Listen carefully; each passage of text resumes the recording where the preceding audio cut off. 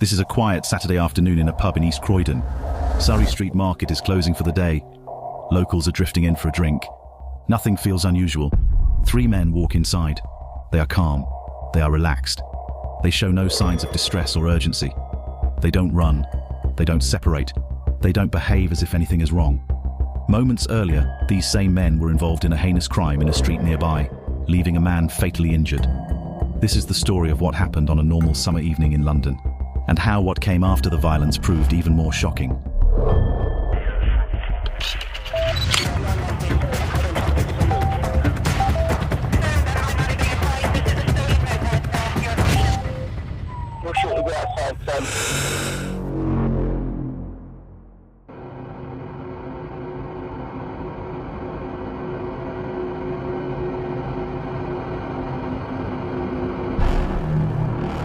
To understand why that footage would later matter so much, we need to rewind.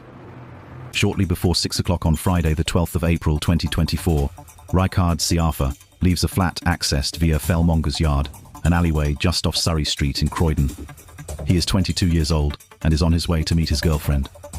As he reaches the junction with Surrey Street, CCTV shows him hesitate.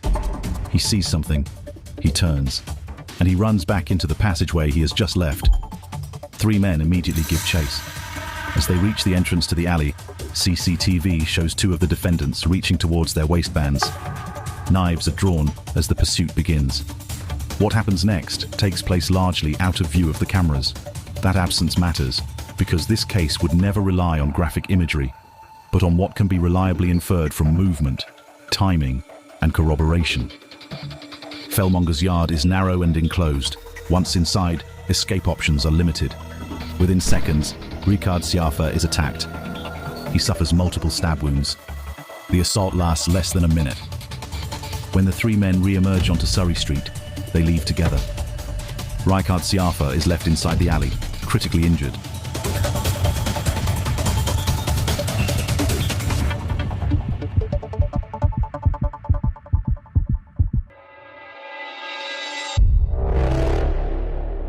When people imagine what happens after a killing, they usually imagine panic. Running, hiding, attempts to escape. That expectation is so ingrained that when it isn't met, the reality feels almost unreal. And that is what makes this case so disturbing. After leaving Fellmongers Yard, the 3 men do not split up. They do not hurry. They do not look back. They cross the road together and continue walking through Croydon as if nothing extraordinary has occurred. Minutes later, they enter a pub. The footage shows a quiet, ordinary atmosphere. Other customers. A normal Saturday afternoon. There is no visible agitation. No sign of fear. No indication that they believe they are at risk. For many people watching this footage, the reaction is immediate and visceral. How can someone do this? How can they behave as if a murder hasn't just taken place? But in law, this behavior isn't just unsettling. It is significant. This is what lawyers call post-offense conduct. Defendants often argue that a killing happened in panic or loss of control, but calm, organized behavior afterwards, staying together, entering a pub, behaving normally, is inconsistent with that.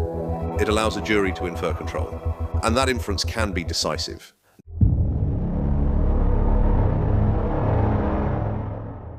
What feels to many people like arrogance becomes evidence, not of what happened in the alley, but of why it happened at all. To understand how investigators reached that conclusion, they widen their focus. This case is not solved in Fellmongers Yard. It is solved across the entire day. CCTV places David Woolcott, Raman Mali, and a 3rd man together in Croydon hours before the attack. They are not shopping. They are not socializing. They appear to be searching. By mid-afternoon, they are circulating near Surrey Street. By early evening, they are positioned close to Fellmongers Yard. The prosecution would later describe this behavior as predatory.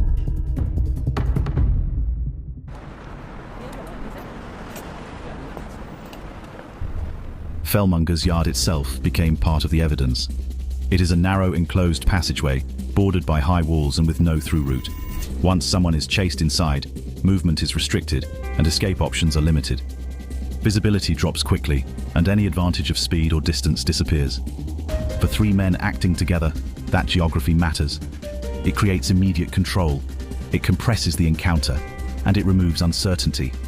From a legal perspective, The location supports the prosecution's case that this was not a spontaneous confrontation. Chasing someone into a confined dead-end space fundamentally changes the nature of what follows. It is no longer reactive, it is deliberate. The alley does not simply host the offense, it shapes it.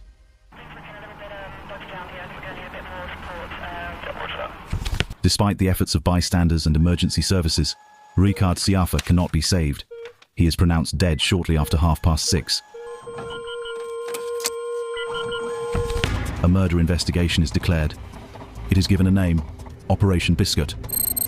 From that moment, investigators anchor the case to a fixed point in time and place. Everything that came before and everything that followed is measured against it. Detectives begin not with names, but with movement. They take the clearest available images from the alley entrance and begin working in two directions at once. Backwards, to establish how the individuals arrived there, and forwards, to trace what they did immediately afterwards. CCTV from local authority cameras is examined first. From there, officers widen the evidential net to include private business cameras, residential doorbell systems, transport footage, and any other source that captures movement through the area. Each camera provides only a fragment, a direction of travel, a timestamp, a brief appearance. But together, those fragments begin to form a continuous timeline.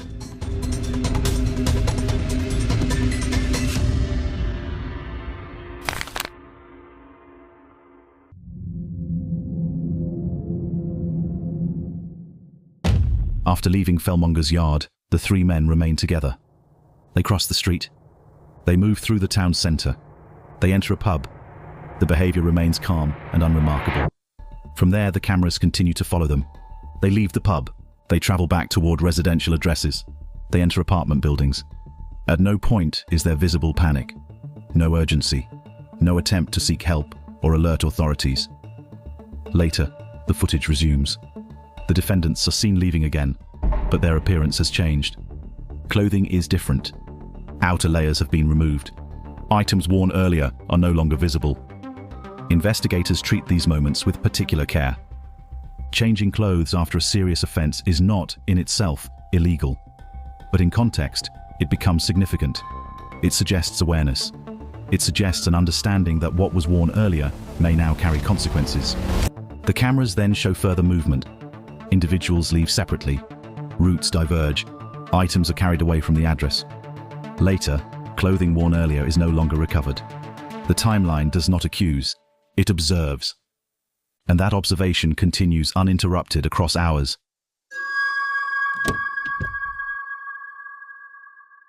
When lawyers talk about post-offence conduct, we're not looking for a single dramatic act. We're looking for patterns. Changing clothes, discarding items, altering routine. None of these things prove guilt on their own. People behave differently under stress. The law recognises that.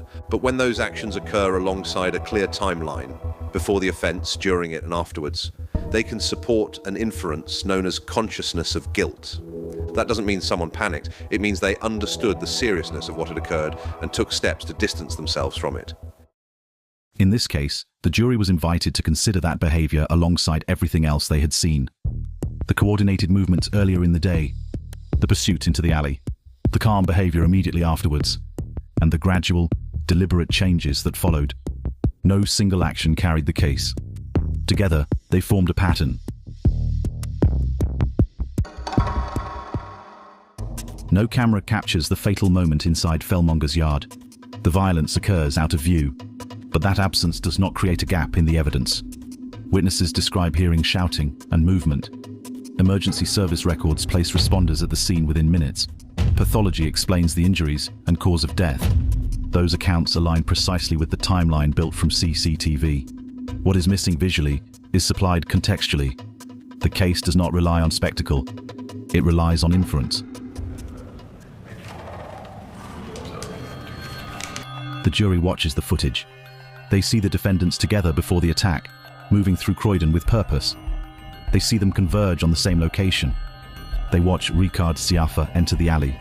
They then see the defendants emerge moments later, together, and continue on their way. They follow the timeline beyond the scene, into the pub, back to residential addresses, and through the rest of the evening. They hear from witnesses. They consider medical evidence. They assess the legal framework. Without witnessing the violence itself, they are presented with everything needed to understand exactly what occurred. Their verdicts are unanimous. Guilty of murder.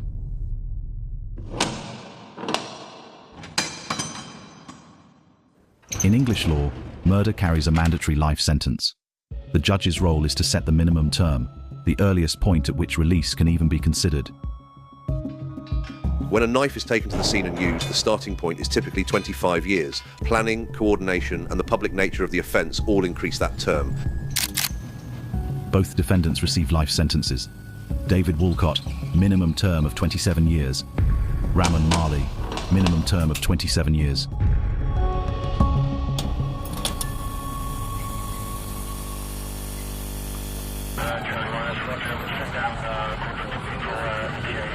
Today, Fellmonger's Yard is quiet.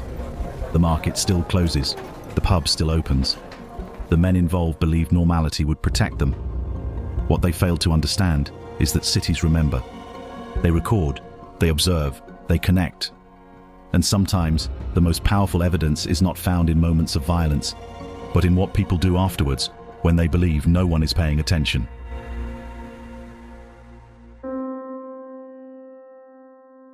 This case shows how serious crime in modern cities is often solved, not through spectacle, but through the sheer accumulation of evidence. Cameras, witnesses, data, and movement all combine to tell a story the law can test and a jury can trust.